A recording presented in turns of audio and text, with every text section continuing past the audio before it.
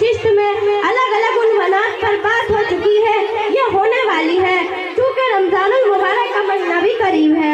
यूं तो 11 महीनों के अंदर भी माह रमजान की फजीलत को बयान कर सकते हैं, मगर मौके के हिसाब से बात करना पुरअसर होता है।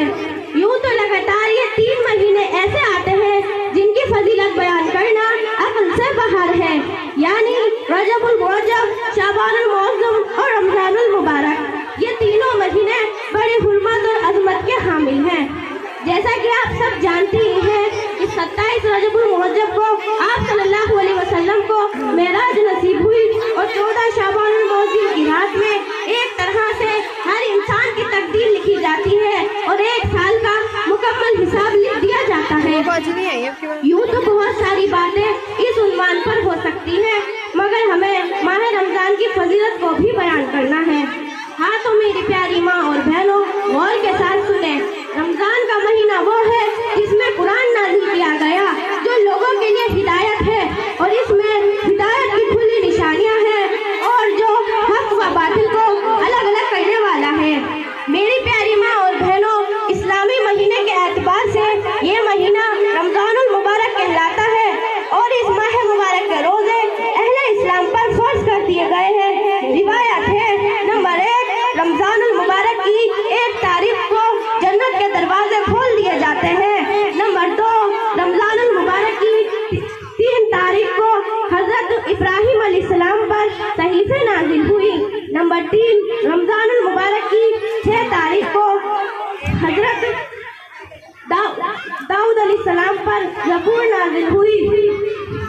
नंबर 4, रमजानुल मुबारक में हजरत मूसा अलैहिस्सलाम पर तौरात नाजिल हुई। नंबर 5, रमजानुल मुबारक में कुरान नाजिल हुआ। नंबर 6, रमजानुल मुबारक में मक्का फतह हुआ। नंबर 6, रमजानुल मुबारक में जिहाद फर्ज हुआ।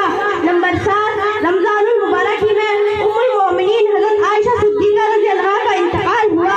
नंबर 8, रमजानुल मुबारक में मक्का फतह हुआ, जिसके नतीजे में अज़मत इस्लाम के परचम फहराए गए।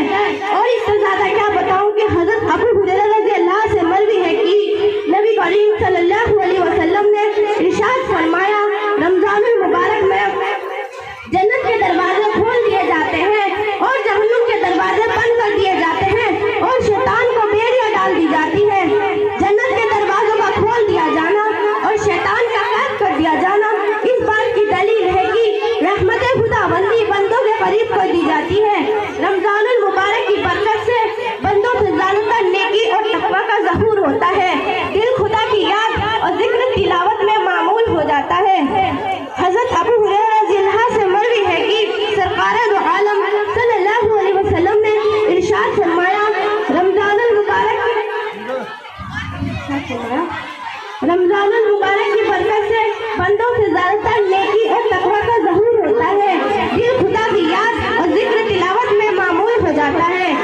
एक और जगह इरशाद है, रमजानुल मुबारक में इब्ने आदम के हर नेक अमल को 10 गुना से 100 गुना तक बढ़ा दिया जाता है।